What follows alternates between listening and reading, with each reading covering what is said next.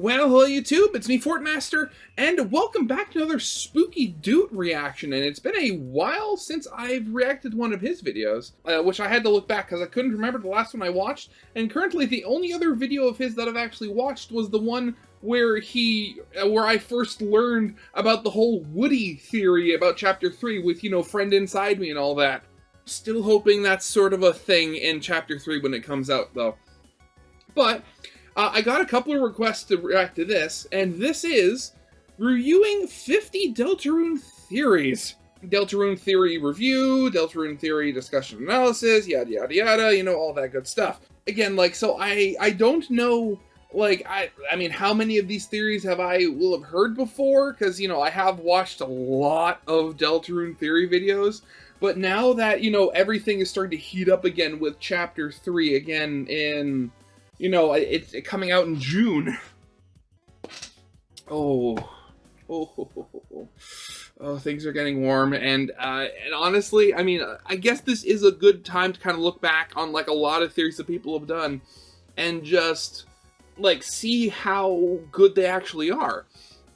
And, and thinking about it, I seriously do wonder...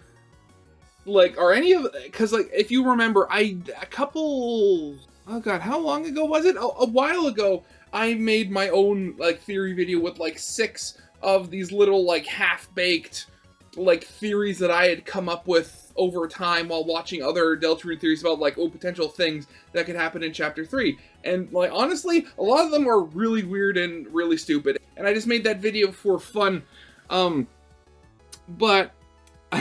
with 50 theories, I mean, again, this is an hour video, so I mean, this video is just over an hour long, so that's, over a minute per theory, so I don't think he's going to go, too in-depth into each theory, probably just explaining what the theory is, then quickly talking about, oh, what's realistic about it, what's not, what do we know, what do we don't know, that sort of stuff, very quickly before he's moving on to the next thing, but, I mean, again, I know that there are a lot of, little theories out there I've never heard of. When I went and reacted to that parody song, We Didn't Start the Roaring. there was that one, theory, that one split-second line, Terra theory, where, from what I could see, it's oh, how Chara is to Frisk. There's going to be another character that's, Chara to Chris, or something like that.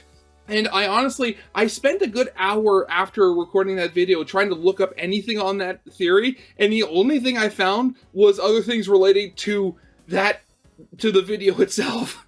So, I mean, honestly, there are a lot of theories out there, and it's going to be fun to see, what little, maybe really obscure ones Spooky Dude looks at. So yeah, I should probably get this thing started. So of course, as always, original videos linked in the description if you haven't seen it for some reason. Corner video linked to my Let's Play of the day. And if you like this video or any other video that I make, I'd very much appreciate it if you gave the video a like and subscribe to my channel. Because my main goal for this year is to hopefully hit 5,000 subscribers. And at the current rate I'm going, it's totally doable. Thanks to everybody that, actually decides to, subscribe to my channel. But yeah, with all that out of the way, let's get this thing started then, shall we? Deltarune is almost out. That's a sentence I started to think I'd never get to say, and yet, after all this time, Toby Fox dropped the trailer for Chapters 3 and 4 at the most shocking moment possible, the Nintendo Switch 2 Direct. On the upside, I was so shocked when it happened, I never would have predicted it would happen there, but on the downside, because of that, I wasn't recording my reaction. Same with me. Now, I'm still kicking myself because, the previous Direct, I recorded myself watching that just in case something happened. And, of course, nothing came up, so I never bothered publishing any of that, that video. Just imagine lots of shouting and screaming and going, "What?" over and over, and you get the picture. Deltarune is, as of writing this, coming out in 42 days, but by the time the video releases, it'll be a little bit sooner. And while preparing for the game's release and rewatching some of my theories to prepare a final Calm Before the Storm style video, I realized something really upsetting. In nearly every one of my 23 uploads, I said that if you email spookydudetheories@gmail.com, I will react to your theories in regularly uploaded theory review videos. Yeah, that didn't happen. Great. Now,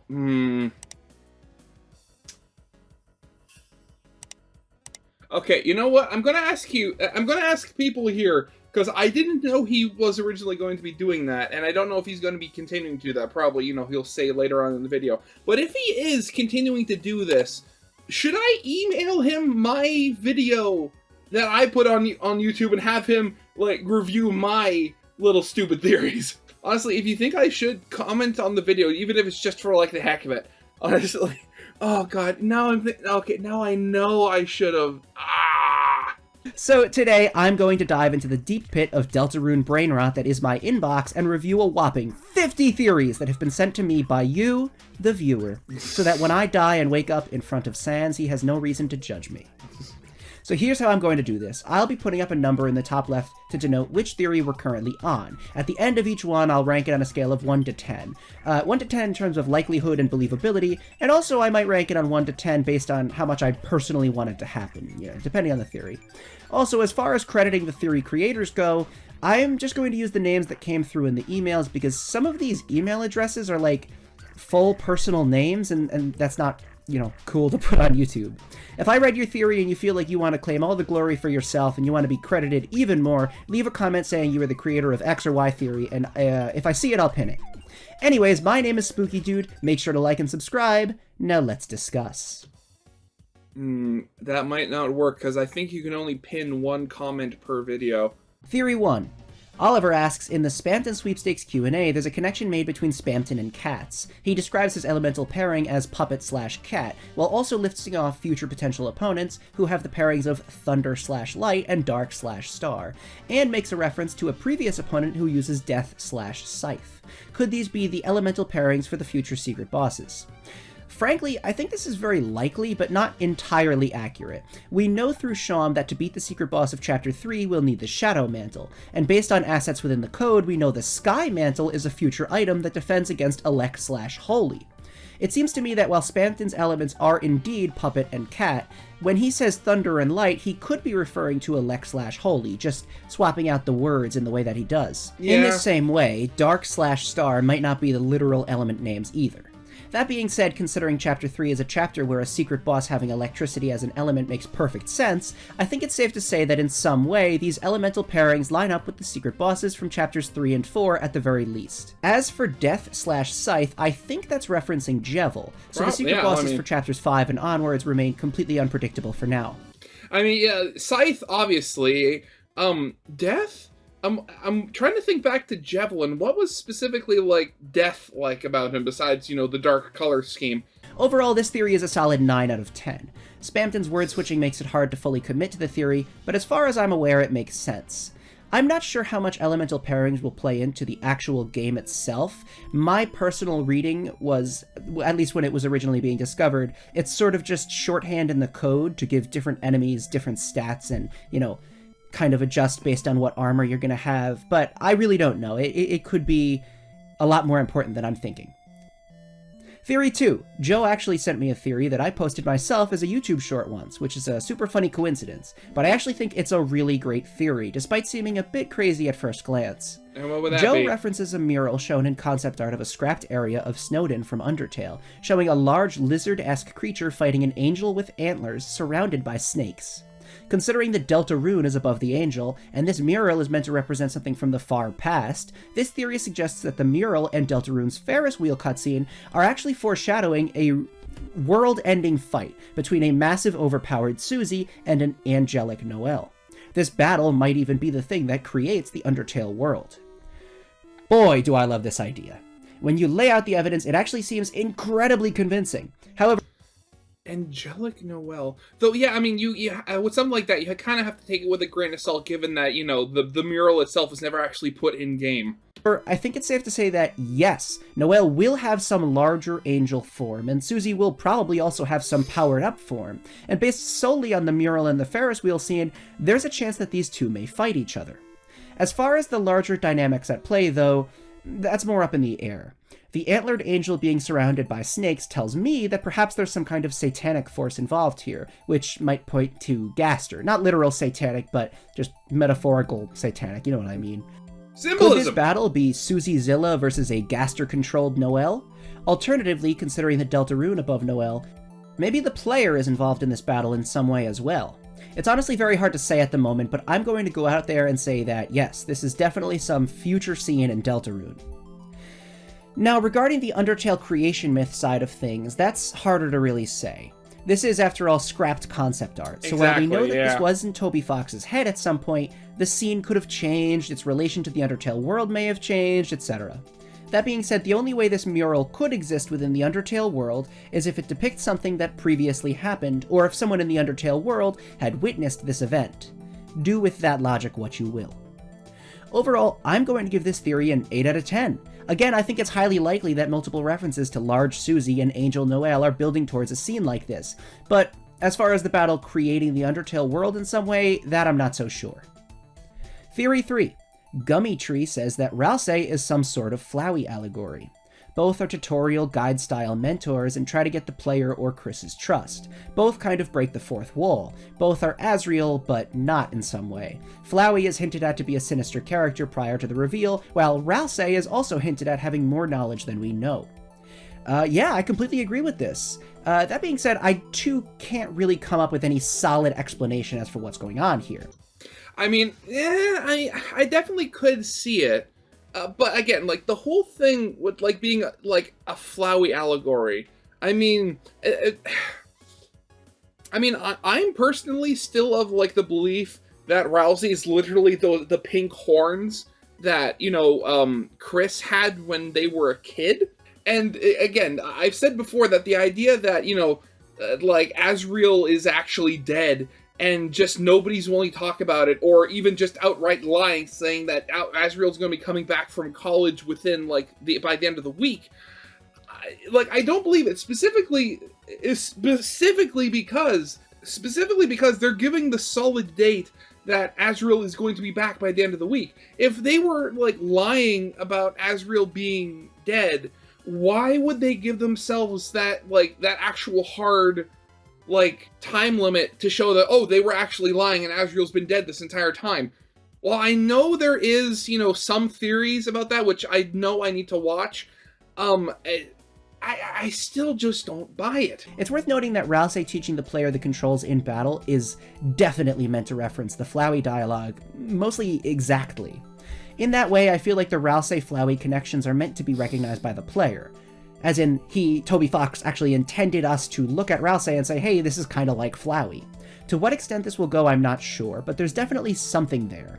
I think that Ralsei will eventually go in a different direction from Flowey. I don't think he's the final boss or secretly the most important character, but Ralsei's existence will definitely tie into Chris's past in the same way that Flowey's existence ties to Kara's past, and the deeper lore of Undertale. And I wouldn't be surprised if Ralsei's whole deal is similar to Flowey. He's leading us to a bad ending. However, unlike Flowey, he's doing it unknowingly. Like so many other characters, he's following a path set before him without the ability to alter it. But that's just my thoughts. I'd love to hear you guys' thoughts on where exactly these parallels are going. Oh god, just thinking about it. Can you imagine if, going the normal route ended up being, the bad ending, and you actually got the good ending for Deltarune by taking, the weird route? Ooh. Ooh. Overall, I think this theory is a solid 10 out of 10, while keeping in mind that the specifics of the Ralsei-Flowey parallels are kind of unknown as to what exactly they're doing. Theory 4. This next theory from Jack is very, very interesting. To be honest, I sort of dismissed it when I first read it, thinking it was a bit too out there, but the more I think about it, the more I actually think there's lots of interesting potential here. I ask you to do the same as I read it. Really think about the potential this story has. So, Berdly is dead. That seems to be universally agreed upon at this point, right? Yeah, I mean, Berdly's death is the biggest consequence of the weird route. It's literally the point of no return. So to suggest that he's not actually dead and that he'll just, wake up seems to ruin the story. However, Jack suggests that perhaps Berdly isn't dead, but he's also not just going to wake back up, because his consciousness has been separated from his body. Where is Berdly? The bead toy in the hospital says that a blue bead was broken off the tracks. Jack suggests that perhaps this bead means Berdly has been freed from the story's control, and is instead in the depths alongside December and Gaster. Queen's dialogue about Noelle falling asleep in the dark world leading to a deeper, darker dream could be evidence for this sort of multi-layered consciousness thing. Maybe when the fountain was sealed, Birdley's consciousness slipped into this darker world, or the depths. This, to me, is fascinating. At a surface level, it's easy to suggest that Birdley being just dead would be more effective story-wise, and it's hard to talk about the depths and the darker worlds when we really don't know exactly how they work just yet. However, the point of snowgraving Birdley being that we're locking him in the darker world, or the depths, allowing him to break free from the control of the light world, is really cool. I mean, you need to realize that if this is how it works, if closing off the dark world sort of sucks the inhabitants back into the source of the darkness, so to speak, Snowgrave would be the only way to get a Lightener there. We see that when sealing a fountain, any Lightener in the Light World room returns to the Light World, even if they're far away from Chris and Susie while they're sealing the fountain. I get the impression that the Dark World is sort of created in a pocket universe that exists when darkness, which I see as a sort of gaseous substance, fills the room. When the fountain is sealed and the darkness goes back in, the Lightners are still in that room, the one once filled with darkness. However, if Birdley is frozen through Noelle's weird game-breaking magic, then maybe his consciousness was sucked back into the darkness, leaving his body empty. Okay, so with that in mind, if that were to actually happen, would that mean that Birdley's body is now vacant? And could that mean that he could come back from the dead, quote unquote, but it's not Birdley who comes back? Huh. Okay. Look, this sounds cool, and the potential for the weird route sort of being this double twist route of, oh look, Deltarune has its own genocide route, and then when the game finally finishes, oh, we haven't been killing anyone, we've just been moving them out of the story. It's cool on paper, but we won't know until the game actually, finishes. Comes out. Ultimately, I like the idea. Unfortunately, there is the fact that Snowgrave is, fatal. That definitely shoots a pretty big hole in the theory. I'm going to have to give this one a 5 out of 10. Solid suggestion, but not enough evidence yet to really get me believing it. Yeah. That being said, again, really cool idea, and I'm not ruling it out just yet. Theory 5. This next theory is more of a question tied in with a popular theory. The dice brace. This is one of those things that sort of took on a life of its own within the fandom, despite not really being a big focus in-game. Basically, it's a bracelet item found in the Scarlet Forest in Chapter 1. When giving it to Rousey, he says it spells friendship. This bracelet presumably looks something like this. When giving it to Noelle, she says, hey, you jumbled it. Now, this theory suggests that Noelle is saying you jumbled it because it's been rearranged to spell out find her, and this is sort of a popular theory. They then ask where I think Des is, so I'll answer both of these questions. No, I don't think the dice brace spells find her when given to Noelle. There are too many excess letters, and that just feels wrong, like it doesn't feel like a clean answer, and the more logical answer, in my opinion at least, is that whereas Chris is willing to give the friendship bracelet to Rousey or Susie, Chris's friendship with Noelle has clearly been in a bit of a rocky area for a while, with the two still being somewhat close, but not connecting like they used to.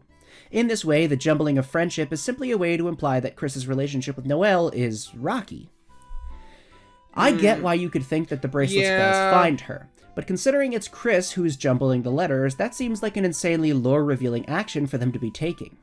Yeah, and again, it's the whole thing where it's like, it's not even like Noelle says, it's like, what do you mean? Oh, you jumbled it. Why does it say, find her? Instead, she just says, you jumbled it. So there's nothing, like, concrete saying that, Chris jumbled it into something new as opposed to just a mess. It also doesn't really add up with what we know about Chris. At the very least, the fact that they have some idea of what will happen in the future. To me, I don't think it spells find her. This theory for me gets a 4 out of 10. I also don't really think it's something that I'd want to see confirmed. Now, as far as where Des is, I think she's in whatever depths layer that Gaster is in, the source of the darkness. But I might touch more on that later. Theory 6. I don't even know what to say at this point. In the original 1971 adaptation of Charlie and the Chocolate Factory, the character Mike TV, who is obsessed with television, is styled after a classic cowboy, loves old-school westerns, and makes cowboys his whole gimmick.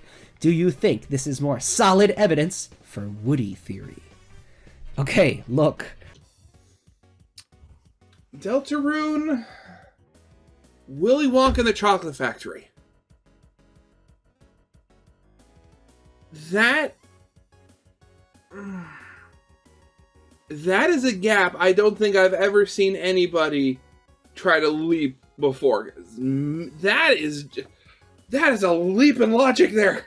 Technically speaking, this theory has no legs. This isn't really evidence, there just so happens to be a character named Mike TV who likes westerns and cowboys and Charlie and the Chocolate Factory. Now you're probably saying, but Spooky Dude, it all lines up. How could this possibly be a big coincidence when it makes so much sense? And I'd like to retell a story I think I might have told before. Makes so much sense. No, it doesn't. No, it does not. But I don't remember, so if I have, pretend I haven't. In the early days of my channel, I made a video called Devil's Heaven, which basically argued that the holy prophecy we've followed is false. The knight themselves were a false prophet, and the god we're going to be helping is actually an evil being who is tricking us, aka Gaster. Shortly after the video released, I watched Star Trek: The Final Frontier. Outside of being the weakest film in the series, the most noticeable thing about it was that it seems to follow the exact idea I based Devil's Heaven on. Spoilers for the movie. The crew of the Enterprise get caught up following a false prophet who leads them to the edge of reality to meet God, except it turns out to be a false god who was looking to be freed from imprisonment before attacking the crew and ultimately being defeated. Yeah, I've seen clips of this, and the one line I remember that I absolutely love was, "What does God need with a starship?" Wow, I said to myself, this has to be connected in some way. To think that this idea I came up with just so happens to be the plot of a Star Trek movie? Maybe Toby Fox also saw this film and was inspired by it. But very quickly I realized this was silly. No, Toby Fox did not base Deltarune off of Star Trek V. What's more likely is that this is a simple game of association, tropes, and common links. Exactly, In a story yeah. about a mysterious godlike character and an antagonistic prophet supposedly sent by said character, the idea that the prophecy in question is false, or that the godlike figure is a liar, is not that crazy of a reach. It's actually a common trope called the God Guys, or alternatively, the Demiurge archetype. Looking at the whole Willy Wonka Mike TV thing, you could argue that there's got to be some link to Deltarune based on the character being named Mike TV and also liking westerns. However, I think this is, again, common associations and tropes. From around the 50s all the way through the 70s, the western genre dominated television. So how do you demonstrate that a character is a huge fan of television? Well, if you're Make him a Roald fan of Dahl, you Western, say, yeah. well, the kid watches TV all the time, and what shows are popular? What kind of persona would a child craft for themselves after watching so much television? A cowboy, of course. Yeah, exactly. Ralphie from A Christmas Story does the same thing. The reason Mike TV liked westerns is because any child who loved television from around that era was probably also a huge fan of westerns.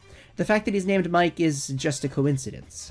All this is to say, I don't really think this counts as good Woody theory evidence. Okay, actually, now I'm wondering. So, like, when did that movie come out? 1971. Okay. Mike, name, popularity.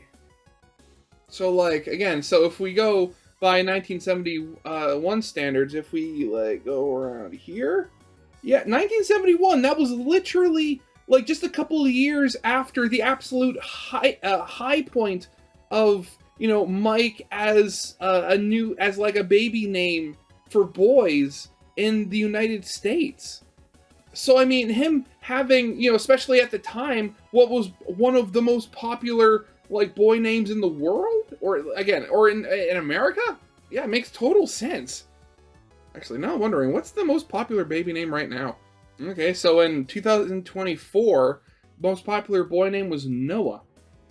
So maybe in a couple, you know, maybe in a few years or something, we'll see a lot of, you know, maybe in a few years we'll see a lot of, of media with, you know, with the leading character's name being Noah, or the leading boy's name being Noah, or something like that. Gonna have to give this one a 1 out of 10 because you never know. Still worth holding out a little bit of hope, you know what I mean? Just don't ever fully throw away Woody theory. You never know. Theory 7. This one is from Deltarune theorists, so clearly an authority on the matter of Deltarune theories. Des hit by a car night theory is brilliant. Okay. Des hit by a car? Hit by a car, night theory, what? Theory 8, no, I'm just kidding. Okay, I've heard so many theories about Noelle or Des getting hit by a car or previously having been hit by a car. I've heard variations that involve Asgore being the driver who hit them. I don't really get where this is coming from, outside of the whole deer in headlights saying. Yeah, okay. That's what I get for holding off. I was literally going to wait for a pause in the sentence to talk about, the whole trope of deers freezing in headlights. Here's what I'll say about this. Forgetting about the night implications for a second, the idea that Des was hit by a car, or that Noelle will be hit by a car, just doesn't have enough actual evidence for me to believe it right now. Do I think something bad happened to Des, something that makes everyone think she was dead? Yes. However, with Noelle searching Des's name, I highly doubt everyone believes she's dead, or at the very least, Noelle has reason to believe that she might not be dead. With that being said, getting hit by a car is a pretty definitive way to go out. Unless Asgore hit her so hard she got flung into the depths, I don't think this happened. As far as Des Knight goes, this is one of those weird things where it's like, technically, if the eventual Dark World Depths lore gives a logical reason that Des would choose not to show her face and willingly put Noelle in danger multiple times, then sure, maybe. But otherwise, it doesn't look likely. Honestly, my biggest reason for not completely throwing out Des Knight is because Toby has mentioned that he takes heavy inspiration from Mother 3. If you know, you know. Technically, it's possible, but I think that Des is going to play more of a mystical anti-Gaster role in this story. But hey, who knows? I'm giving this one 4 out of 10 stars. I really don't think Des was hit by a car, but I am giving this one a solid 7 out of 10 on how much I want it to happen. Asgore's whole deal actually being that he hit Des with his car is actually kind of interesting and would lead to really good drama with the other characters. Outside of that one reason, though, I don't see why this would be that great. Now, before I continue, I would like to just address another thing regarding the whole Des hit by a car theory. I did look it up as I was about to record this video because I was curious if I was, missing something, and there is a relatively popular Twitter post called Noelle Gets Hit by a Car Theory, where it's not literally that Noelle is going to get hit by a car specifically, just that something bad is going to happen to Noelle, something traumatic. Maybe she'll die in, kind of a, I don't want to spoil it, but Final Fantasy VII-esque death, I guess. And one of the big points of the weird route will be the player just desperate to keep her alive, so we're making her stronger and stronger to avoid said death. That's an interesting theory, and it's not literally tied to her getting hit by a car specifically, but Noelle dying, that is the kind of thing where I'm like, okay, I'm a little bit more into that one because of the connection to, that other video game I just mentioned, and the idea of, the player being so desperate to keep this character alive, they'll destroy the entire story just to keep her alive. Interesting, but again, even that one doesn't have enough evidence just yet. We really gotta wait. Okay. Theory 8. Worms and Dirt says that Angel's Heaven has some clearly heavy religious theming. Therefore, Alvin and the church will be one of the last, if not the last, chapter. Here's my thought. The trailer for chapters 3 and 4 kind of confirmed that's not the case. Yeah. That was, God. I mean, again, that's probably one of those theories that's been sitting in his inbox for a while. Because, again, we saw, there was, that one scene when you have, Chris and Susie, I don't know what it looked like climbing out of a dark world as it collapsed or something like that. And you see, stained glass windows everywhere. So, that has to be, Chapter 3 takes place in Chris's house. Chapter 4 probably takes place in the church. So, so it's not one of the last ones. I mean, there's still, hopefully, 3 more chapters after Chapter 4. 0 stars. No, but for real, I actually think that Alvin is not going to be that important, and that the church is more of a lore chapter than anything else.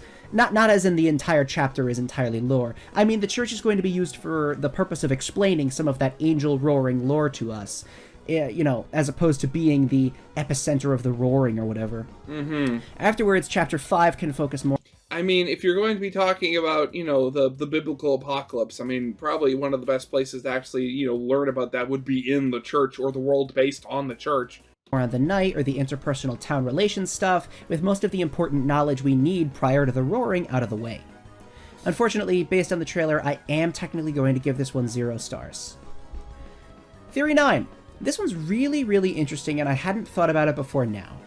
To summarize, basically everyone agrees that Chris dislikes or even hates the soul. However, after ripping us out in the bathroom and presumably slashing Toriel's tires, we can check the sink and read the dialogue, "Your hands are clean." This obviously has a double meaning. Not only are our hands literally clean, but our hands are clean because we're innocent. It was Chris who slashed the tires. This theory suggests that perhaps Chris is not actually against the soul at all, but is instead either indifferent or feels bad towards it like they do for Jevil and Spamton. With the amount of compassion present in both of these games, the theory argues Chris took us out as an act of compassion, allowing us to be innocent from whatever they had planned. I honestly think there's lots of potential here. I think it's safe to say that Chris planned for the events of chapters 1 and 2. We know they plugged in the TV between chapters 1 and 2, despite it being unplugged for so long that it's dusty. We also know they slashed the tires, practically setting up the events of chapter 3, as if they planned it out beforehand. If that's true though, it's possible they knew we would be around as well. After all, there is that dialogue about how it's not yet time to wash your hands. Maybe they do feel sorry for us, maybe they feel indifferent towards us. I'm going to give this one a 7 out of 10. I definitely think the soul possession thing has a... They're a little scared for sure. Just look at how they feel post-Spamton. But overall, Chris being more understanding or indifferent towards the soul is a very interesting possibility and can play out in a lot of cool ways. I mean, I could very much see it if that were the case. I could very much see it being a sort of deal like, oh, hey, I'm not trapped in here with you, you're trapped in here with me, so since neither of us like it, I'm going to try to get us, both out of here and away from each other, something like of that nature. Maybe if we keep pushing for Snowgrave, they'll totally rebel against us. You know what, actually, I'm going to give this one a 6 out of 10. I'm sorry, I'm going to adjust your score, buddy. 6 out of 10 because I do think there is evidence that Chris is kind of upset with their situation, but Chris being aware that it was going to happen beforehand, so they're not, horrified and totally hating on the soul, that does make sense. I think some in-between is probably going to be what actually happens. Theory 10. The door between Castletown and the Card Kingdom is represented in the light world by the door between the closet and the classroom. I think this one is basically a guaranteed yes. To the extent I think it's kind of confirmed already. Was that a theory? I thought that was just sort of common knowledge. I didn't even think there was a question about that one. That being said, though, there are interesting possibilities opened up here. There were 2 fountains opened at once. One in the closet and one in the spare classroom. After sealing the fountain, the classroom went back to normal, and because the door is shut, Castletown remains. However, in the library, we can see that multiple rooms are incorporated into the Dark World, as the closet door is open. Does this mean that opening the door in the Light World would let the darkness flood in? Would Card Kingdom return? Seeing that the fountain would be the pure fountain originating from the closet, would it be a different Dark World? To elaborate, because I realize I probably sound insane. I mean, if you opened back up the door in between the closet and the classroom, would the classroom come back to life? Because there's a dark fountain in the closet, and it, considering it's that gaseous kind of substance, would it flood into the classroom? And more importantly, we know that the front door of Chris's house is cracked open. What does this mean for the Chapter 3 Dark World? My original thought was that the Dark World would extend all throughout the Dreamer house, and then we wake up in Toriel's room. After all, how else would we ever end up there? But if those doors are shut, and we know that the shut doors means the darkness can't creep in, does that mean that the Chapter 3 Dark Fountain will only extend to the living room, kitchen, and hallway? God, I think I remember talking about something like this. I talked about, or I think it was partially joking, but I talked about the idea that maybe there might be a point in chapter 3 where it where you go through the door and you leave the Dark World and you're just back in the normal house in the Light World. So if something like that's happening and the door itself is cracked open, if that wasn't just as some sort of ploy to get to trick Undyne into the house because the building's on fire or something like that. Can you imagine a point where maybe you go out through the front door or the equivalent of the front door in the Dark World and you start walking through it, but the world is kind of warped and half-baked almost, where it's because the darkness coming out is so slow given that the door's only cracked open, it's sort of not able to fully manifest. You're kind of in this weird half and half world or something. Oh god, well, how would the Darkners react to that? That would probably be agonizing for them. Time will tell. 10 stars for this one. I think it's pretty much confirmed that the Great Door is the door connecting the classroom and the closet. Theory 11. Ice E will be in Chapter 3. Susie mentions Icy the movie, and we know there are several Icy references throughout the game so far. Could he be involved in Chapter 3, seeing that will be in the TV? I definitely think that Icy is going to be important. The more references are made, the more I'm starting to think they're not just references, they're build-up. Yeah, shout out to the Cammy Boy G video about, about Icy and the Night videos they've made. And the more build-up there is, the bigger the payoff needs to be. However, I'm going to stick to my big Icy theory. The Ice-E payoff will happen in Chapter 5, which will be located at Ice-E's Pizza. I know that seems crazy, especially with Chapter 4 being the church, which is such a lore-heavy location, but I think the shock and surprise of Ice-E's Pizza is going to be part of the point. That's where we'll get a whole bunch of crazy Ice-E stuff. It's going to be Burger Pants. I'll Burger give this Pants theory 8 stars because, yeah, I'm sure Ice-E will continue to be referenced, probably even in Chapter 3, but I think the actual payoff of Ice-E appearing in some way will be in Chapter 5. Theory 12, the chair Undyne is sitting in from the 2023 Deltarune Summer Newsletter, is the one from the sweepstakes that gets the weird blobby sound effects put over it. Perhaps the sound effects are meant to represent waterfall in some way. Okay, I like where you're coming from, but I can't really put anything together here. One thing about the chair is that it seems to have an almost horn-like design on it, whereas Undyne's chair doesn't seem to have that. Yeah, her chair is very... this one you can see, there's very much, almost the horn design on the corners here. But hers just looks like a normal chair. Normal back, no arms. Actually, this one actually looks much taller than this chair. Or maybe, I don't know if that's perspective or anything. And also, I only just noticed, is it, I'm not just seeing things. Is this Undyne in a dress? In a tank top and a purple, not a mini skirt, but actually it's going down to her knees. That's not very mini at all. But, an actual skirt. I only just realized what this looks like, and I don't think I'd ever imagined Undyne wearing something so feminine. But it's so low detail that it's hard to tell. Honestly, the chair being tied to the idea of being darker than dark makes me think it's something else, unrelated to Undyne. After all, it's not like Undyne would sit on a chair in Chapter 3. If anything, she'd wander into the living room and fall into a dark world. I do think the chair is important. I know many people think that Waterfall is still important somehow, with the Gaster appearance and the Beta Frisk Kara Chris sprite that supposedly shows up, but I don't really think that Undyne is tied to it. 4 out of 10. Theory 13. Birdley is still alive. I sort of mentioned this a bit earlier when I talked about the possibility of Snowgrave not really killing him, but instead sending him to the depths, but to fully focus on the idea of Birdley not being dead, sorry to make this so short, but I see no reason to tease the player in this way. Revealing massive consequences only to just pull back years and years later to reveal, just kidding, he's actually not dead, just doesn't feel right to me. Yeah. I think Birdley's dead. Sorry for the short response to this one, but 1 out of 10. Theory 14, the third secret boss's soul color. So this theory that was sent to me by Joe is based on Woody theory, but it applies to the secret bosses in general regardless. Basically, Joe suggests that the secret boss's soul colors are meant to represent the reverse order of Undertale's neutral run bosses. As in, Jevil has the red soul like Asgore, Spamton has the yellow soul like Metaton, so the third secret boss will have the purple soul like Muffet, and so on and so forth. I'm not sure how I feel about this. I definitely think the secret bosses will continue to have unique soul colors, but I think it's hard to settle on any confirmed order for them. Honestly, I've been thinking the green soul makes the most sense for Chapter 3, and it's more like a reverse genocide order type deal. I mean, granted, there is the whole, fake boss fight that Pootstaplook made, had, the green soul and the shield blocking Pete and VB's bullets. Again, such a good animation. I did a reaction to that one if you haven't seen that one. But honestly, I'm not really sold on the order mattering just yet. This is one of those theories that comes down to a key question. Is it a pattern, or is it a coincidence? And we really won't know until the chapters come out. Personally, I think Undyne being involved with Chapter 3, that provides some evidence that it might be the green soul rather than the purple soul. Mm-hmm. For that reason, I'll give this one a 6 out of 10, but I'm not saying it's out of the question. Though, then again, if that's the case, what would the yellow soul's connection be to the Chapter 2? Because it's not like Metaton was in Chapter 2. Well, I actually, thinking about it, I say that, and yet the whole thing with, Spam and Neo and stuff like that, given that the boss fight and the body. Yeah, okay, never mind ignore what I just said.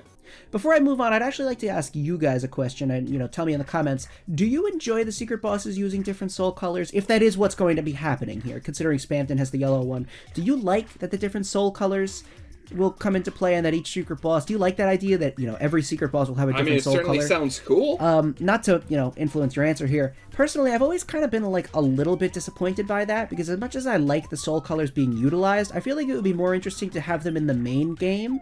Like, I'm sure you've all, if you like, watch game development videos, there's always that one video that's like, Super Mario 3D World is a genius Mario game because it knows game design. Game design means you have to introduce the player to the mechanic in a safe way and then challenge them with it.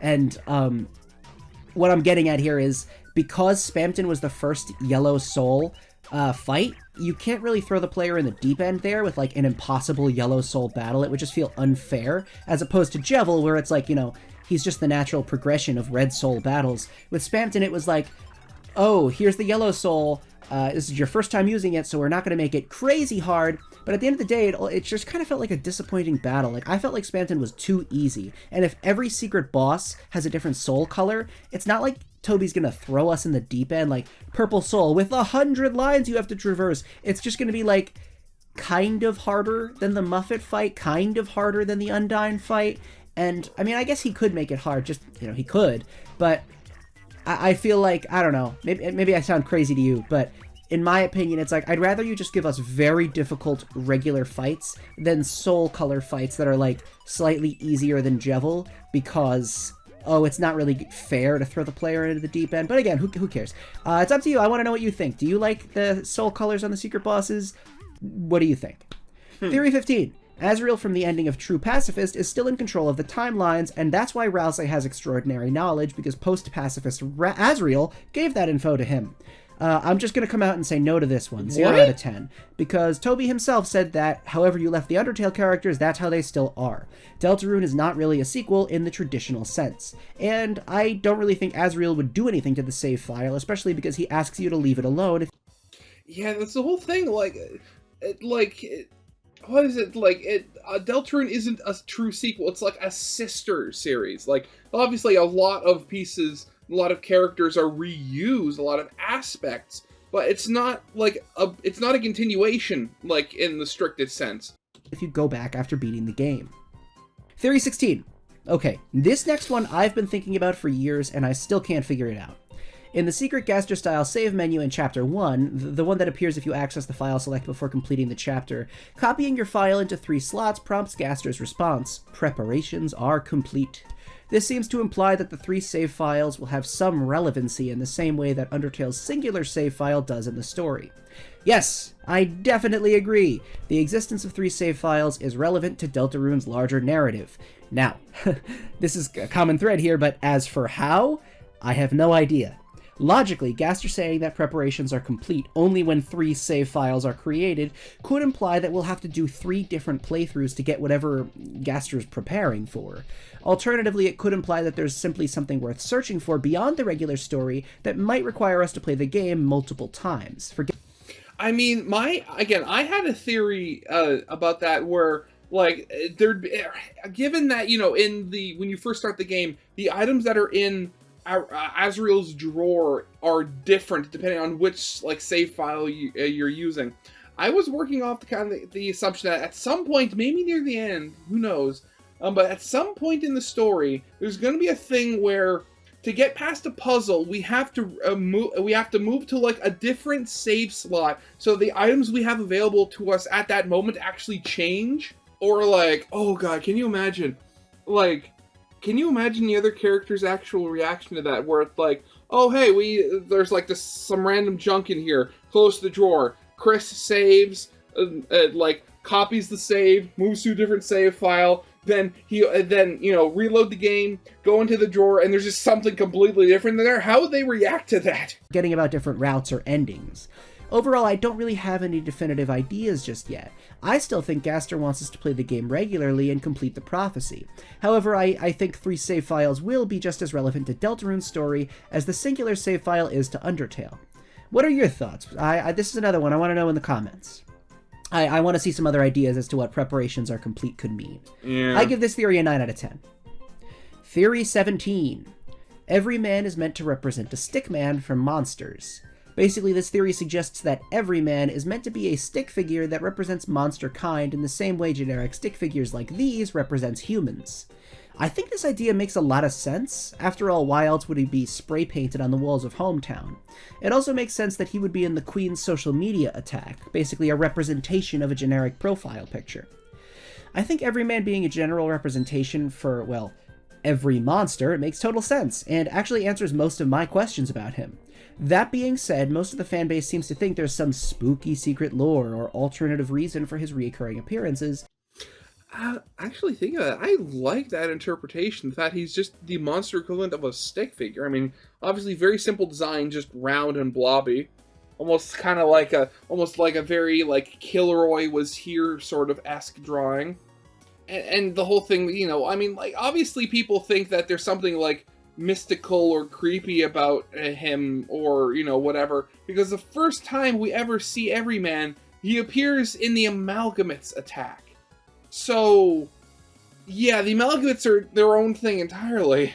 And this answer might feel a bit disappointing to some, but I'm going to give it a 7 out of 10. It seems like a really logical solution. Theory 18. Des is the bishop.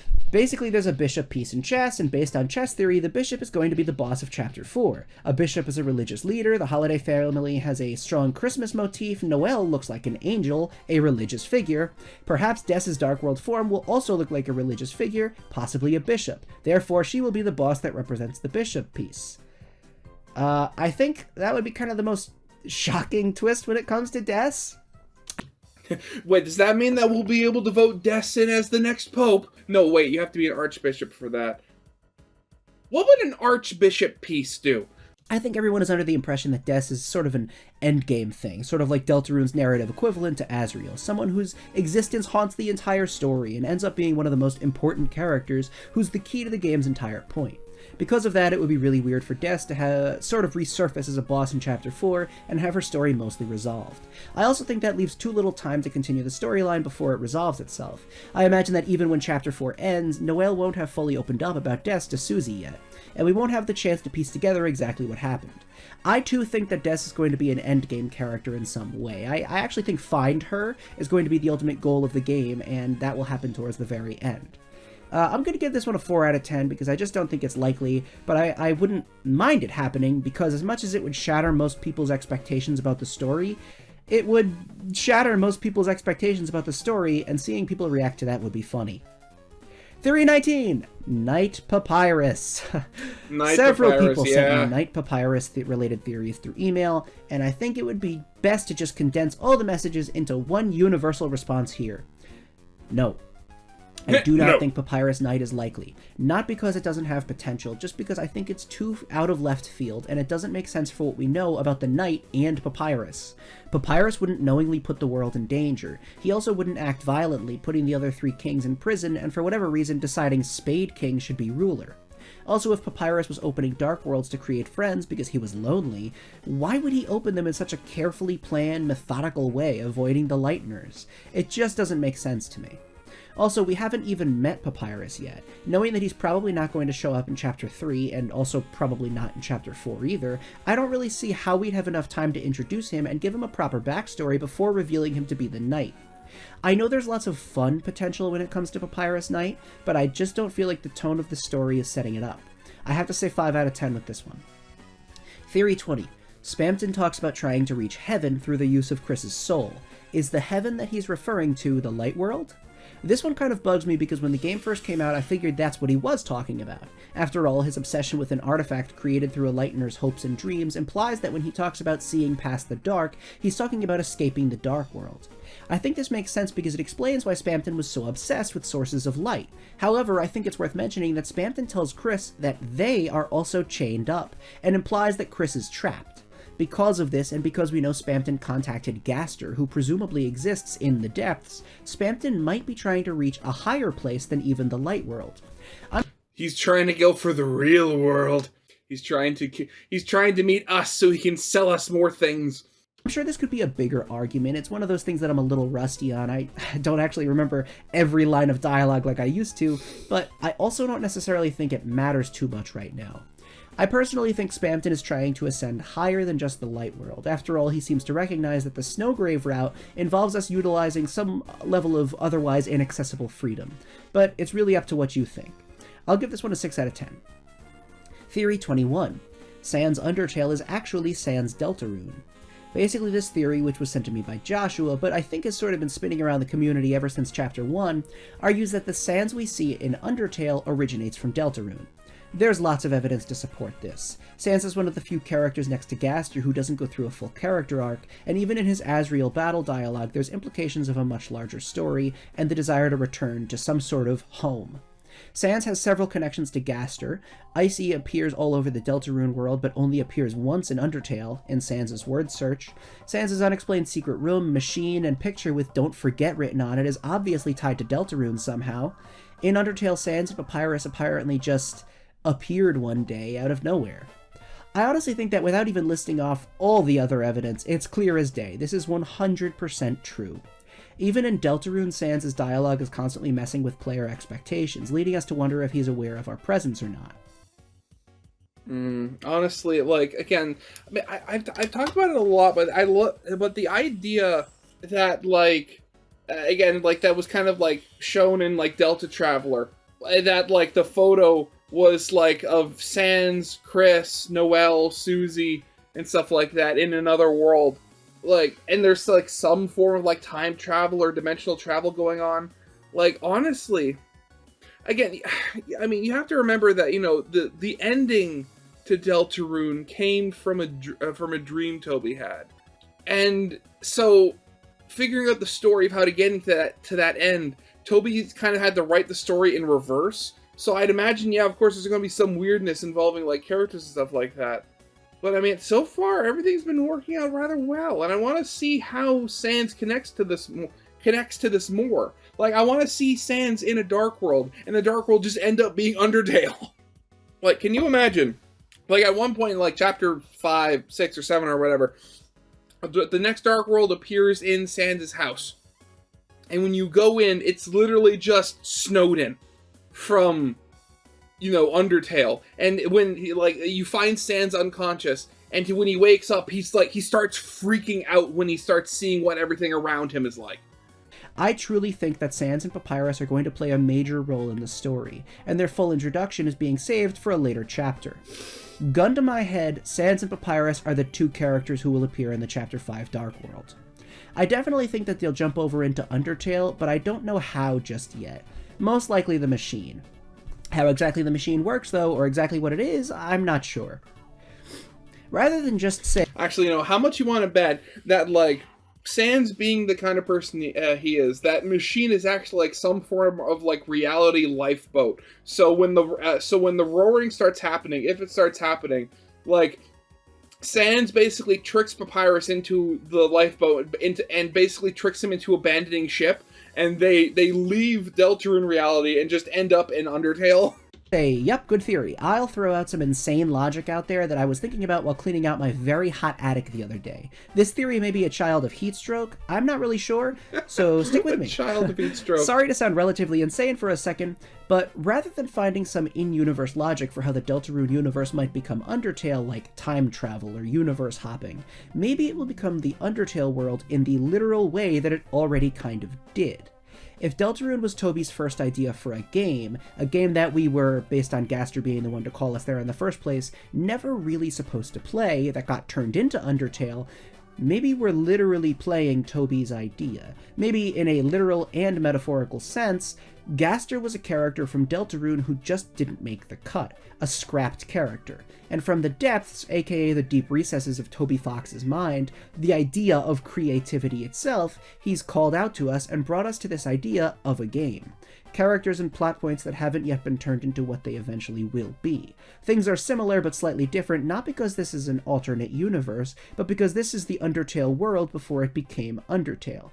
Not literally, I mean this is the idea for Undertale taking place inside Toby Fox's mind. And again, even there, not literally, I mean that from whatever the depths are, the source of creativity itself, Gaster made Deltarune in the way that it would eventually be made into Undertale, you know what I mean?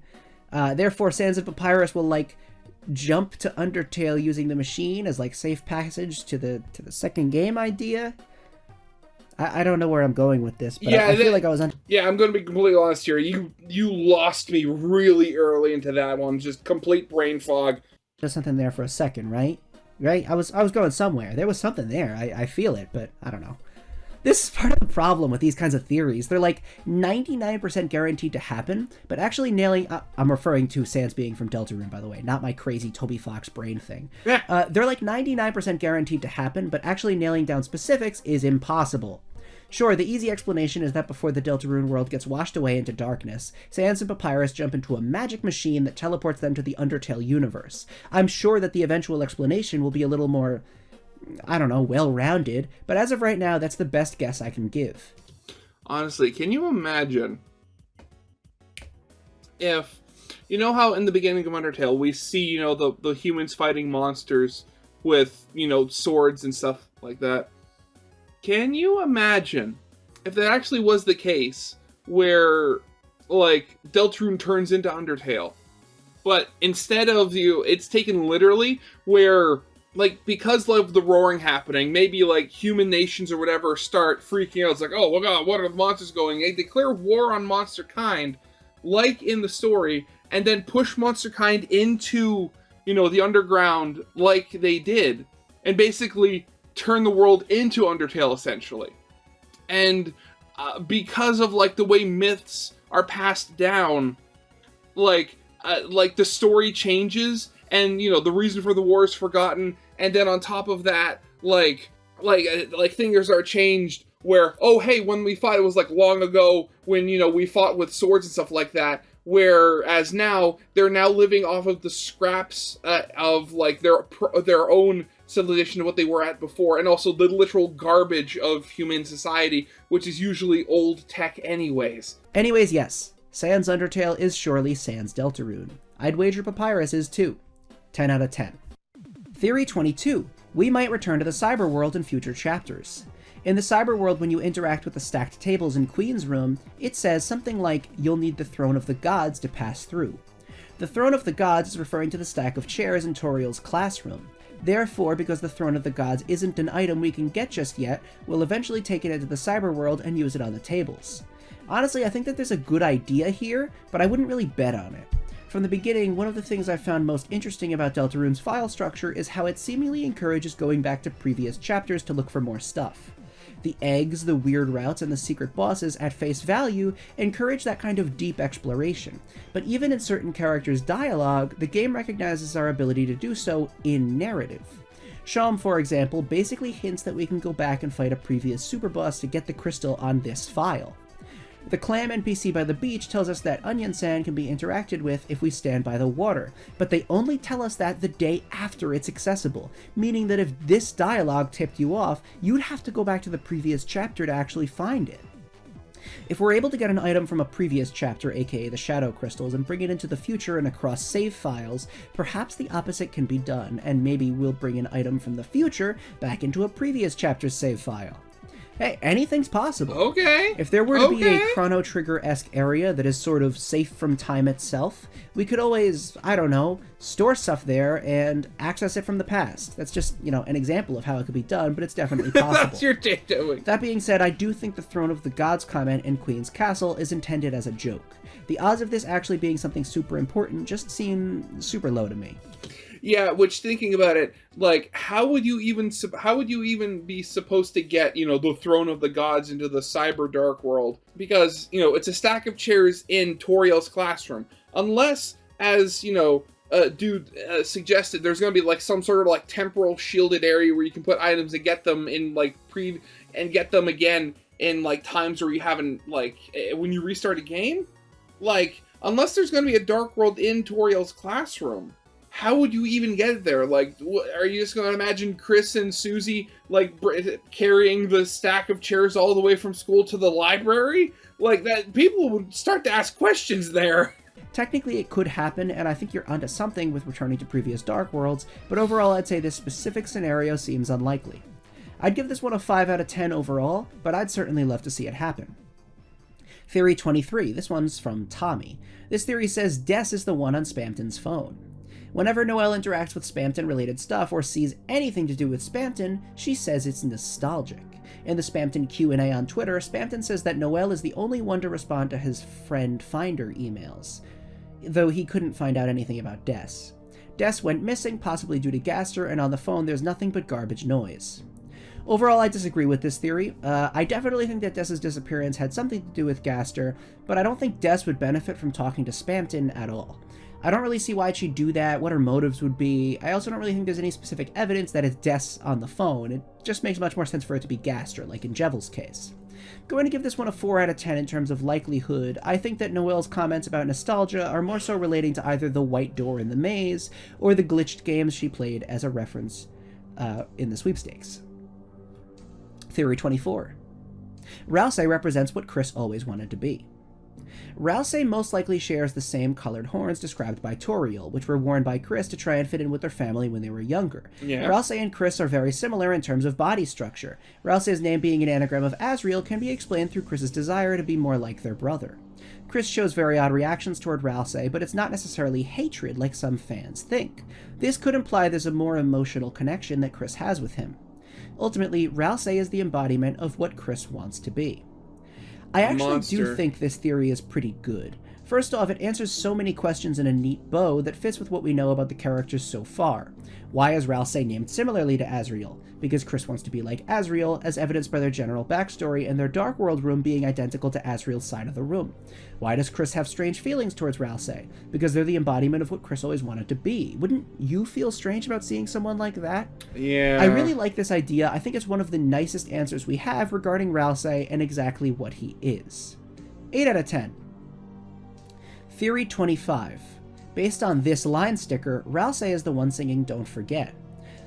I don't think so. I mean, yes, clearly Rousey has some singing ability that seems to, sort of be his thing, but I don't necessarily think Rousey is the one who was singing in the credits. I know this is the suckiest answer possible, but seeing that the singing happened during the credits, which I believe to be one of the only definitively non-canon scenes in the game, I don't really think it's canon that anyone sang it. I think it's just, nobody. Yeah, and also, I mean, the singer in the credits has a very distinctly feminine voice. And I mean, granted, I know you can have, guys with, higher pitched voices and stuff like that. And, Rousey has always been shown to be very effeminate, dainty, fluffy, for lack of a better word. But I very much doubt that, Rousey sounds like a girl while singing. I'm gonna give the little fluffy boy some credit there. I mean, I imagine he sings with a pretty high pitch, but I don't imagine he sings like a girl. That being said, I think it's more likely that Des is going to be the one who either sings it in full or created the song in the first place. 6 out of 10, but honestly, I get where you're coming from. Theory 26. This one's really creative. Basically, in Chapter 2, we type agree to all, and then despite us not following Queen's orders, she still says she's going to use our likenesses. Joe's theory suggests that Queen copied the Fun Gang's lots of people named Joe sent me theories. I don't think it's the same Joe every time. I think these are different Joes.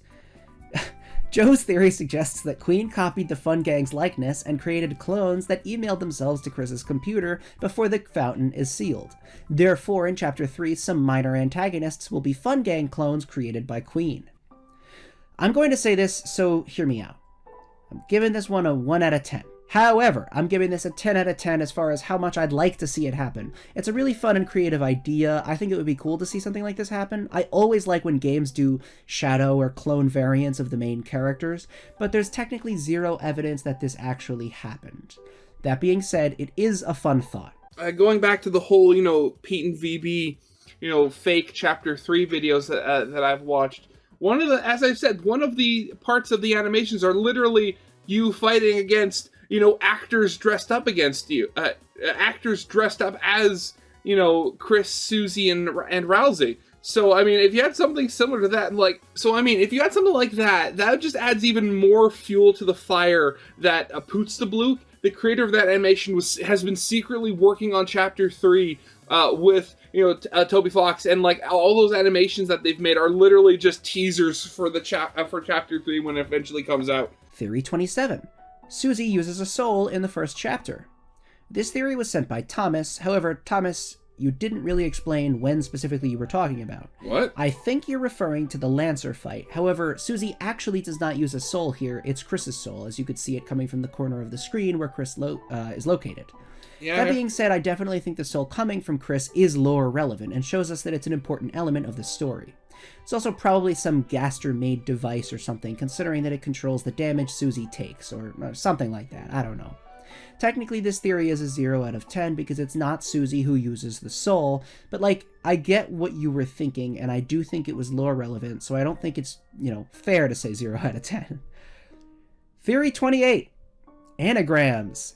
Ralsei is an anagram of resale and seller, and sailor, words relating to sea and water. Chris is an anagram of irks, and the page on Noelle's blog named Chris Dreamer Chris is an anagram of risk irks murderer. Gaster is an anagram of stager and grates, like the scratching noise from the code. Here's the thing.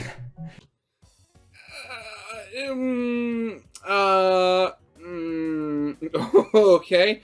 I always do love a good anagram when it comes to theorizing, but that's a little bit of a stretch even for me. I mean, Rousey was already an anagram of Azrael, so I don't think you'd want an anagram of an anagram.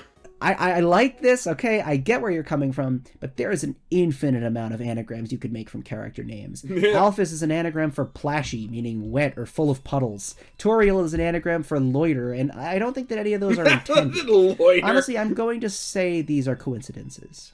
I don't know. It's possible, but it just seems like a crazy stretch for all of these things to line up. I'm giving this one a 5 out of 10, only because I just can't believe Toby Fox is that crazy with the anagrams. Theory 29. The intro to Chapter 2 is actually a flashback, and not an accurate representation of what happened. In the beginning of Chapter 2, Toriel asks Chris, "Is that a knife?" before shouting, "No!" before quickly revealing Toriel walking into Chris's room, waking them up, and scolding them for eating all of the pie. So silly. But the theory states that this is not actually what happened. Instead, this black screen with text is a flashback, or I'll personally just throw in there flash forward, to something else.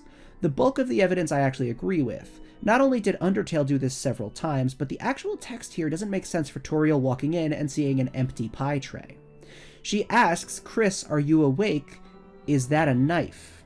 That makes it sense, that makes it sound like she actually sees Chris with a knife, you know what I mean? I mean, I guess it makes sense. I guess, you could argue that the reason it sounds like that is because they wanted to, fake out the player. You have to think Toriel sees Chris with a knife. But I do think this is possible that this is more of a flashback or flash forward. One thing that's worth mentioning is that I feel like lots of the silly fake outs that Deltarune has done are going to end up being important. In between chapters 1 and 2, you could say that Chris did all of that just to eat the pie, but it's clear that they also turned on the TV, and in my personal opinion, opened the library dark fountain. In this way, I think that what's intended as a fake out right now might end up being revealed to be important. So yeah, I actually think this is likely. You might think this is a bit of a reach, but I'm giving this a 9 out of 10. Good theory. Theory 30. Really? Mike is clearly going to be an important character. But to fit with chess theory needing a character named Rook, his name might be Mike Rook Phone, like microphone. Mike Rook Phone. Boo! Yeah, I think that's possible. 10 out of 10. Theory 31. The person who interrupts Gaster in the Goner Maker segment is actually Chris. That's a cool idea, and honestly one of only 3 people I think could be the culprit. It's either Gaster, not interrupting himself, just changing his tune all of a sudden, December, considering Gaster seemingly wants us to be in the vessel, or Chris.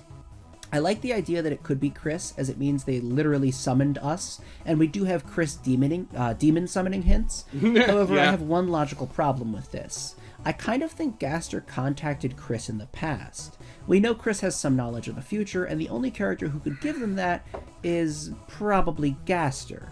God, Considering Gaster this, I don't see why Chris would rebel against what Gaster wants. Unless this was always the plan, I don't know. This is one of those confusing things with too many unknown variables. I personally will give this a 7 out of 10 because, like I said, it's one of only 3 likely options, but I personally think that it was December holiday. Theory 32. The following was asked by William. What if there are different kinds of fountains like white or green? Get suggesting. Yeah, sure, I guess. What if there were white fountains? Or green fountains? 10 out of 10. No, but in seriousness... Yeah, okay, at that point you're starting to strain to, like, real fan fiction territory there. I have heard ideas about a darker fountain or a light fountain, and, like, I feel like the makeup of Deltarune's light and dark world don't really lend itself to other kinds of fountains. Darkness seems to work like a gas or liquid, with most of the descriptions about it relating to water in some way. Because of that, darkness sort of comes into the real world, but if you opened a fountain in the dark world, I don't think light would flood in, it would just send darkness out. You know what I mean? Yeah. So I don't really think that we'll see light fountains. But who knows? Sorry, William, but white and green fountains are not happening. Well, 0 out of 10. Just a plain 0, yeah, okay. 33. Ralsei's hat might be a super boss because it was discarded. I like this idea a lot because it would be fun and a good idea, but I do think it's worth mentioning that the discarded items are typically discarded in the light world. Ralsei's hat is only discarded in the dark world, and even then I don't really think it's discarded. I'm pretty sure it's on the hat rack.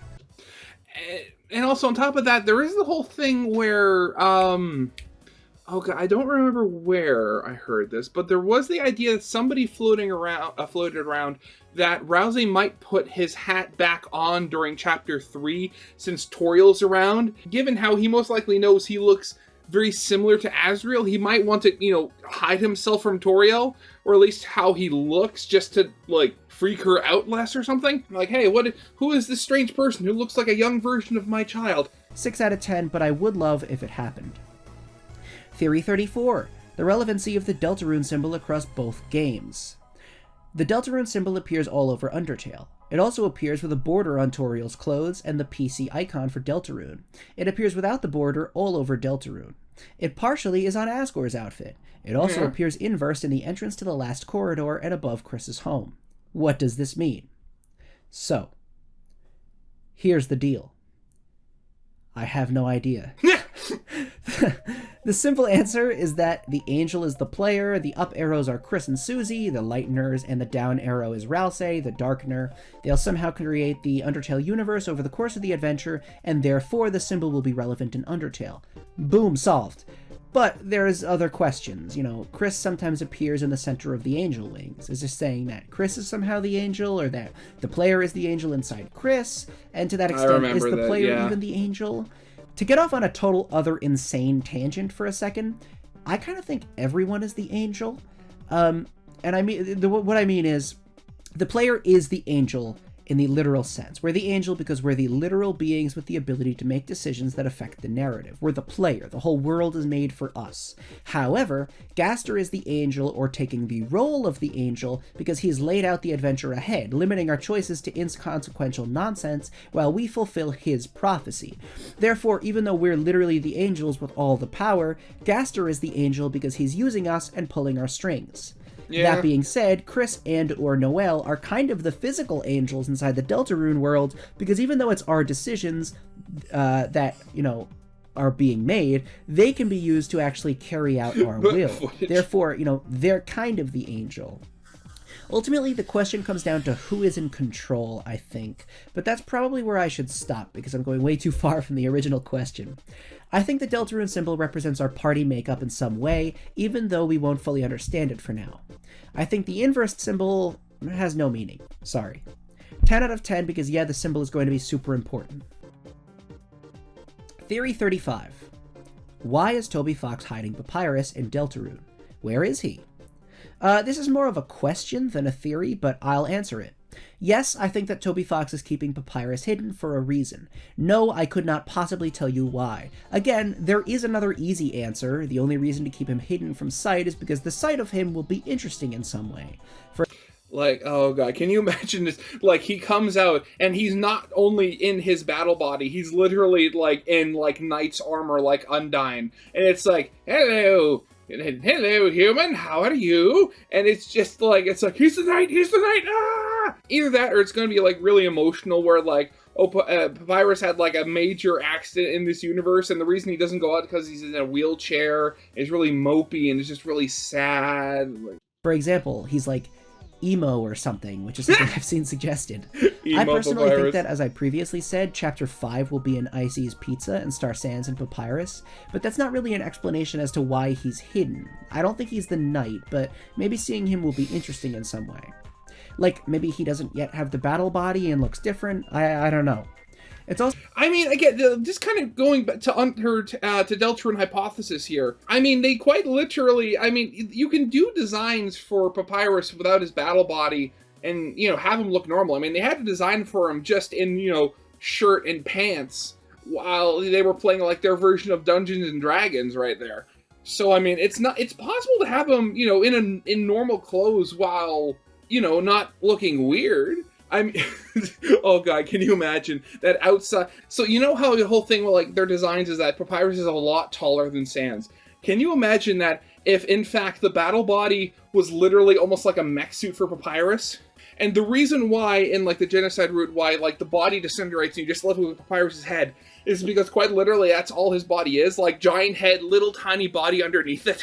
And then when Papyrus comes out of the house without, like, a battle body on or anything, he just looks so weird and silly. Like, oh god, you know how, like, there was that one, like, Tumblr or Twitter post or something where, like, a guy said his girlfriend always thought that the KFC logo with Colonel Sanders was, like, giant head, little tiny body? Can you imagine if that was what was going on with Papyrus this entire time and we just didn't know?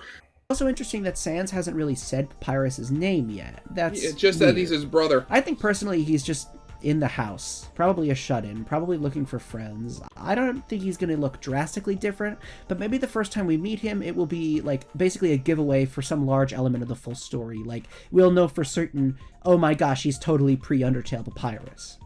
10 out of 10, Papyrus is going to be important and is being hidden for a reason. Theory 36. This is similar to a previously discussed theory, but different. Rather than Ralsei being the representation of who Chris wants to be, what if Ralsei is actually Chris? As in, Chris's soul. Prior to accepting our soul into their human body, Chris sent their soul into Ralsei somehow. Several versions of this theory were sent to me, and a handful involve Chris summoning Gaster to send the soul into Ralsei. This theory is, like, really cool, but again, one of those without enough evidence. And also, why? And, like, if Ralsei was Chris's soul, you'd think that they would act more like how Chris used to act. Because from everything we've learned, Chris, when they were younger, they were very much like a prankster and stuff like that. So, Ralsei hasn't acted anything like that at all. I don't like it for one reason. That would imply that Chris's true nature is not who we see when the soul is ripped out. If Chris's soul was in Ralsei, I imagine that Ralsei would act more like Chris, but he doesn't. Yeah, exactly. Ralsei acts a bit like Asriel and a bit like his own thing. Descriptions of Chris line up with the body we're in right now, the eating of the pie, the pranking. If Chris's soul was somewhere else, then who would this soulless body even be? I don't really subscribe to this theory, 5 out of 10. However, the logic behind it and the intrigue is definitely there. Yeah, definitely interesting, but, like, Theory no proof. 37. What's your opinion on Queen being the universal mother? I'm gonna say no to this one. I think that Queen is specifically intended as a mother parallel for Noelle only. Yeah. But even then, I don't think she's exclusively meant to be Noelle's mom. She more so acts as a figure for Noelle to stand up to in general. Noelle struggles to stand up for herself with everyone, not just her mother. You can argue that Queen represents a mother figure for every character, but it excludes Birdly, which makes little sense. And okay, honestly, with the phone ringing thing, like, if the phone was ringing, why not, you know, stop recording and answer? Okay, never mind. also, it just feels like assigning explanations to things that don't need explanations. When any character who has a conflict with their parents interacts with an older character who they also conflict with, it's going to be pretty easy to say, oh, this character represents a parent for this character. I'm not totally dissing Universal Mother theory, but I just don't really follow it. It seems like too much explanation for something a bit simpler than that. 4 out of 10. Theory 38. Asgore is the knight and is looking for December by opening Dark Fountains. I think Asgore as the Knight is a theory that pops up every once in a while, and really only exists because of Asgore's role in Undertale. The only big piece of evidence for this is that the library closet is large enough for a large person to fit inside. Asgore is a large person. This could also tie in with the Asgore caused Death's disappearance theory, where Asgore is opening Dark Worlds to find her to pay back for causing her disappearance. I don't really buy this because I see no reason for Asgore to keep Dark Fountains a secret if that was the case. Overall, I'll give this one a 3 out of 10, but I will say I'd quite enjoy Asgore having a larger story role in Deltarune than he does in Undertale. Theory 39. This is more Woody theory evidence. 10 out of 10. Theory 40. Pomapello suggests a pretty unique theory as to how Dark Worlds work. What if staying in a Dark World overnight starts to warp your form so you become more and more like a Darkner, as in your real world form gets simplified until there's nothing there, and you lose your memory from the real world and become a Darkener. This happened to Des and Asriel. Asriel stayed in a Dark World overnight and became Ralsei, which explains why he has some real world knowledge like the layout of the school. I'm sorry, I thought I'd open... I thought it was supposed to rain today. Why isn't it raining? Why are you cutting metal, whatever you're doing? I mean, I think it's interesting, and I definitely think Shalm's comment about not being in the Dark World when it gets dark is interesting, but I'm not sure this is specifically the answer. I'd have to say this is a 4 out of 10. There's very little evidence to suggest that this is something that happens, but I do think something might happen overnight in the Dark World. I mean, there is the whole thing that you're in a Dark World during the day. So something very much could happen in a Dark World when it gets dark in the Light World. Like, maybe the Darkners lose their niceness. Maybe the little bit of light that comes in from the Light World stops them from being, like, evil. Ooh, evil Darkners, who knows? The Ralsei-Asriel connection seems superficial in a way. Like, Ralsei seems to act like how everyone describes Asriel, not necessarily Asriel himself. There are some examples of things Asriel likes or did, like his scrapped game idea and his seeming interest in the How to Draw Dragons book, that Ralsei does not do or like. Ralsei actually talks about trying to be more like himself and finding out who he is. So, I don't necessarily think he is Asriel, nor is he made from Asriel's remains. I think that Ralsei becoming separate from Asriel is going to be seen as a freeing thing. Maybe. Theory 41. There are more than one Gasters. Or at least, were. Basically, this theory argues that in the same way that every Undertale character has a Deltarune counterpart, Gaster from Undertale has one too, and we might meet him at some point. I've seen several variations of this one emailed to me, all containing different ideas as to what the difference might be between Gasters, whether the intro Gaster is Undertale or Deltarune Gaster, etc. So let me just give my thoughts here. I mean, I could potentially see it. I mean, again, the whole story with Gaster was that he fell into his invention and was broken apart across space and time. So, I mean, who's to say we literally don't meet a fragment of him? I do not think we'll see two different characters named Gaster, one of whom is specifically Deltarune Gaster, with the other being Undertale Gaster. I'm not saying you're wrong per se, just that the difference between the two Gasters would be so minimal that it would be weird to introduce two. Here's the thing, we haven't actually met Gaster yet. So to include this basically brand new character who we really only know the backstory of, and then include a second copy of him, it's like, why even call them both Gaster? This would be different if it was like Asgore or something, sure, as much as I don't think this would happen. I guess you could say that it would be interesting if Undertale Asgore showed up in Deltarune, because we know everything about him as a character, and contrasting him with Deltarune Asgore, maybe even seeing them interact, could provide some interesting story, and there's enough of a distinction between them to justify including them both. But we don't know anything about Undertale or Deltarune Gaster, so, you know, whichever one you even think we haven't spoken to yet. So having this big Gaster reveal only to reveal a second, different Gaster just feels unnecessary, and like it would take away from the character. Yeah. That being said, Gaster was indeed shattered through time and space, so the fragments of Gaster theory could technically make this true. Gaster could come in multiple forms, maybe even multiple personalities. Maybe the Eggman behind the tree and in the car in Hometown is one of those personalities. But if that were the case, there would still be a singular embodiment of the character we're currently calling Gaster. Even if we meet 30 different fragments of the man, the one specific fragment who will be most known as Gaster is the one who's called us to Deltarune, been putting us through the story, been interacting with the super bosses, etc. Yeah. Overall, I don't really think Gaster needs a Deltarune counterpart. I honestly think that the whole idea of the counterparts existing doesn't really need to be a rule of this universe. It could simply be an alternate story using the same characters. I'm sure we will get some lore explanation, but I'm not going to be holding onto my seat the whole time waiting for the second Gaster reveal after we get the first one. I'm gonna have to say 5 out of 10 for this one, but the 5 points are because I wouldn't be shocked if other fragments of Gaster do appear and technically play the role of more Gaster that's not exactly Gaster.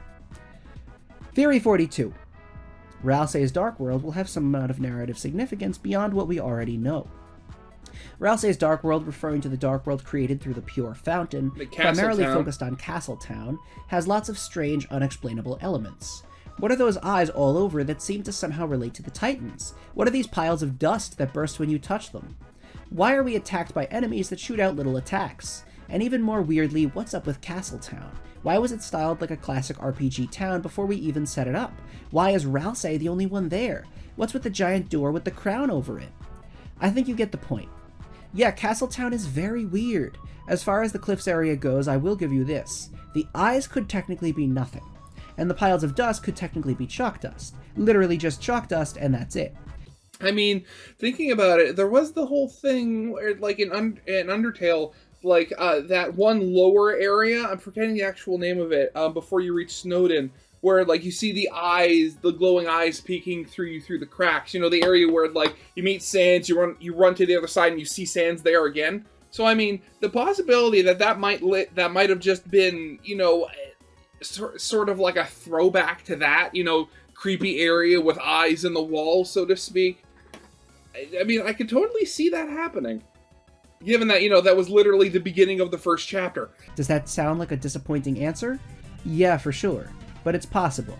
That being said, Castletown is weird. My personal explanation is that Castletown was designed for us, the player. As I said, it's designed like a classic RPG town before we even bring anyone in. And considering Ralsei is the only one that's there, a guide character who has all this otherworldly knowledge and has been literally waiting for us, and also knows about the player's existence to some extent, I think it's safe to say that it was designed with us, the player, in mind. I know there's a theory that Ralsei is like Gaster's special little henchman, his special little guy, and was prepped on pretty much everything, and I believe that theory at the moment. So yet again, easy answer is Gaster made Castletown for us, that's why it's weird. But still, there's lots of questions. I know some people have suggested that the cliffs were remnants of a previous roaring, but while that sounds cool, I don't think there's any real evidence. After all, isn't the roaring supposed to lead to an eternal darkness? One thing I'd like to suggest, perhaps the cliffs are... Well, I mean, for a time, the section of the medieval period in Europe was called the Dark Ages. Maybe in this universe it's a little more literal? Who knows? Literally the Titans? Like, the Pure Fountain makes these large chunks out of total darkness, and they'll, like, shape themselves into actual Titans? I don't know, man. There's really not enough to build off of here. I do think that Castletown will eventually have to go. After all, it's not like there can be Dark Worlds forever. Their existence threatens the Light World constantly. So to some extent, I think Castletown will play a large role in the story later on. I imagine that it'll be the final fountain we have to seal, past this large door in the center, with the game ending with us in the spare closet. Hello, Deltarune Hypothesis, how are you? Or, you know, kind of the end game beginning there. But hey, who knows? Only time will tell. I'm giving this theory an 8 out of 10. Castletown is clearly hiding secrets, and I agree that we'll eventually learn how it was made, who made it, and why Ralsei is the only one there. Theory 43. Chris is Kara and Frisk's body based off the general structure of the body, as well as Chris sounding like Kara and Frisk's name combined. No, I don't think so, because that ties into post-pacifist lore that Toby seems to imply won't be coming back. Yeah. 2 out of 10. Theory 44. In a previous video, I suggest Chris will be mad at the player for romantically pushing him with Ralsei. However, in the spirit of your choices don't matter, Chris could end up being just as mad if we choose to avoid romantic dialogue options as a whole, because that might also be against their wishes. 7 out of 10, I think you're right that no matter what, Chris will be mad with how we choose to use their body. However, I don't really know how much romance or shipping as a whole will play a part in the grander narrative outside the weird route, which actually seems to have that as a story point. Theory 45. All Dark Worlds will be based on some form of escapism. Toys and games in Chapter 1, computers in Chapter 2, TV in Chapter 3. And then possibly religion in Chapter 4 as well. Yeah, I could definitely see that. I mean, actually, wait a second. Hasn't it already basically been confirmed by the community at this point? I mean, unless chapters 5, 6, and 7, like, massively take, like, a massive left turn when it comes to, like, you know, not being actually a form of escapism. Like, I pretty much... I can basically imagine that's basically how the Dark Worlds basically are. Religion in Chapter 4, and there's so many other possibilities for escapism in Chapter 5 and beyond. Yeah, this one's a 9 out of 10. I think this one is basically true, considering 4 chapters in, we're still doing that. However, I will say it's hard to justify Flower King or certain other potential Dark Worlds as being places with heavy, like, escapism vibes. I think that technically my Icy's Pizza idea could work here, or the festival, or some other place we haven't seen yet. That being said, I think this is probably right.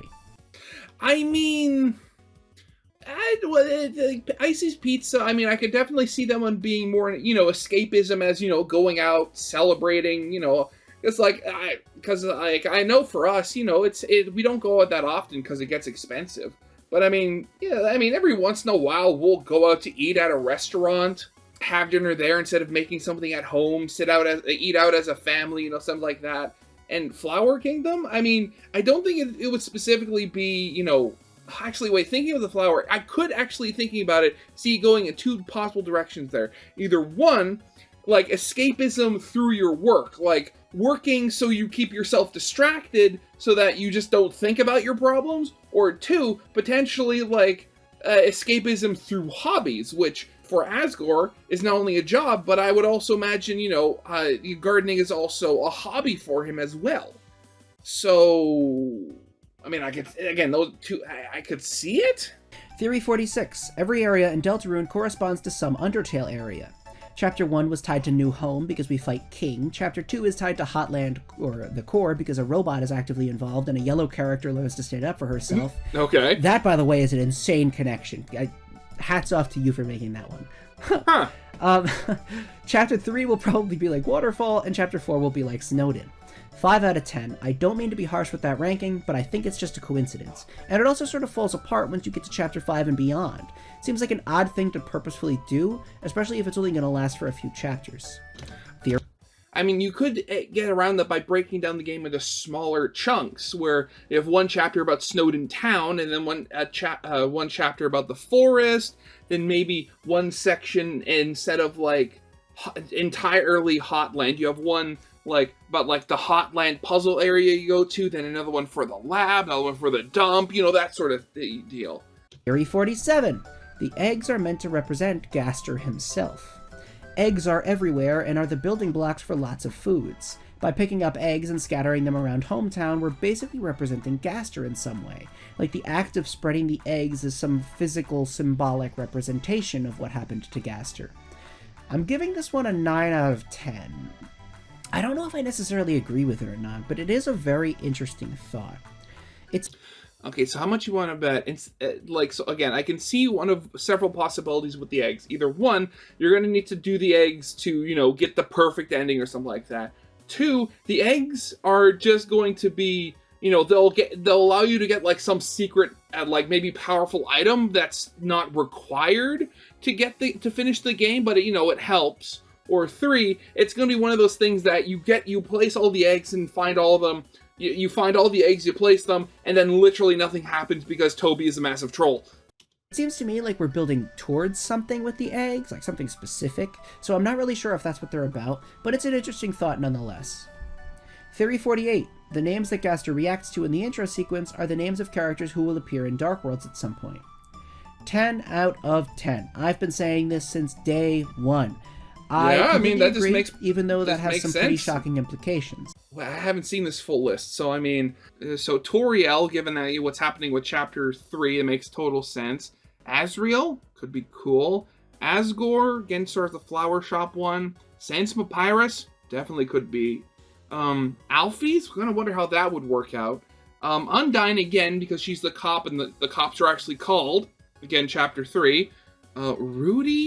Rudy, would that mean that either Rudy is, like, forced into one, or a Dark World's created in the hospital? Birdly, again, already done. Caddy and Caddy. I wonder how they'd get in there. Bratty, Gerson. Wait, Gerson's dead. Oh god, Oberon Smog, no! Jockington, could definitely be cool. QC, another nice one. And then you have Noelle and obviously Chris and Susie. Okay, yeah, I could definitely see that. That'd be very cool. Here's where I think they'll all appear. We've already got Chris, Susie, Noelle, and Birdley. I think that Toriel and Undyne will be in Chapter 3. Yeah. Rudy, Caddy, Bratty, Gerson, and Jockington will be in Chapter 4. Dude, Gerson that's might gonna be a actually lot saved of for them. later now that I think about it, but Chapter 4 does seem likely. Sans, Papyrus, Alphys, and QC will be in Chapters 5 and beyond, based on what the theming is. Yeah, I completely agree with this one. This is a 10 that out makes of a 10, lot of absolutely. sense. Theory 49. Ralsei is a Titan. I have seen several people like this one. I'm going to be giving it a 1 out of 10. Okay, Susie said that. The images of, like, fan art of Rousey being big and muscular filled my head. Ugh. Yeah. Because as much as I like the idea in theory, I really just don't think it has any evidence. The only images of the Titans we have are huge, towering, destructive beasts. And I know that there's, like, kind of this mentality of the Toby Fox twist, where it's, like, playing on your expectations and psyching you out. But, I mean, at some point, you just kind of got to believe what the game is telling you, you know? And Yeah. when I saw the pictures of the Titans, and they're going to destroy the world, I don't really think that Ralsei would do that. You know, it would just be like, the only way that would make sense is through crazy lore explanations like, oh no, the roaring is happening. Chris and Susie, I haven't told you yet, but now I'm going to turn into a giant beast and destroy things because I'm forced to because of lore and Toby Fox made this happen in the story. Like that. Oh god, can you imagine? Like, the roaring starts happening, and then Rousey just starts hulking out and, like, starts losing his mind. Ugh. That's how it would feel to me, and I'm not the biggest fan of that. Theory 50. The prophecy is either manipulation, false, or a lie. All of the wording is intentionally vague, and we also have no idea where it originates from. I completely agree with this. 10 out of 10. To me, the prophecy has always felt like someone pulling our strings, laying out a generic fantasy plot in front of us to lead us on a very specific journey they basically set in stone through the prophecy itself. Ralsei is also very, very specific about us following the prophecy. That being said, the prophecy would be basically broken had Chris not opened the third fountain. To me, it's just another part of the ultimate scheme of whoever's behind it all. Yes, I obviously think that's Gasterer. You know, I think he's the one that's behind it all. Chris clearly has some knowledge about the future and maybe their own set of instructions on how to proceed. Susie is not motivated by the prophecy, instead motivated by the chance to adventure more with her new friends. Therefore, following that logic, the prophecy's existence is specifically intended for us, the player. Brother. Wow, that was certainly 50 theories. Very much so. I'll admit I didn't get to every single theory emailed to me. Several theories were multiple pages long and would require a video of their own. You know, several theories were just like kind of combination theories where it was like 50 different ideas in one thing. Frankly, I would love to do another one of these. You know, I think that if you'd like another one of these, if you're thinking to yourself, man, make 100 theories, Spooky Dude. If I could gather 100 theories, I'd make 100 theories. A video on that. So, you know, send your theories to spookydudetheories@gmail.com and I might talk about them in the future. I told you I'd talk about them. I told you I did, and years later, I finally have. So, you know, hats off to Spooky Dude, I guess. No, but in all seriousness, I really enjoyed this one. I really enjoyed reading all your theories. I really enjoyed all the ideas. I'm not gonna lie. I've kind of fallen off from Deltarune for a while. I mean, not now, but I had. You know, I had been at a point where I was like, oh, it's taking too long. It's just stupid. Deltarune's stupid. And I stopped, you know, watching the videos, and I just kind of like was doing my own thing for a while. And I mean, of course, I immediately turned back the second that it was revealed in the Switch 2 Direct. Yeah. And, you know, getting back into it, reading through all the stuff again, refreshing my memory on all the theories and the lore. It's super, super fun. I am so excited for chapters 3 and 4. So excited. Oh, And, believe me, I am too. I know I've said this on Twitter, and I'll make an official announcement somewhere. Official announcement. I don't know where I need. Probably just Twitter again. But I am going to be live streaming chapters 3 and 4 the moment they come out, all the way through. I'm going to be playing it and you know, get in the weird route, and literally everything. I will play until I have sucked it dry of all its content, and then I'll spend the next 24 hours uploading all bosses, all cutscenes, all this, all that, and you know, big YouTube day for Spooky Dude. So look out for that live stream. That's gonna be super fun. Like I said, I would like to make a Calm Before the Storm like discussion video before the game comes out. Do I have enough to say? I'm putting it together, putting something like that together. Thank you so much for watching this. In the comments, tell me which one of these 50... Oh boy, again, a lot of good little theories there. And, I mean, obviously, he still is accepting them. I think I will email my little theories to him as well, just to see what he thinks of them. I mean, again, like, I am well aware that most of those theories are all just little crack theories, so I don't envision them, you know, getting that highest score, but it still would be fun to see, you know, another, you know, a bigger, you know, actual theory channel talking about them. That could be fun. But yeah, that's definitely going to be it for now. So, yeah, I hope you guys liked. If you did, leave a like, subscribe if you have not, and I'll see you guys next time. Goodbye.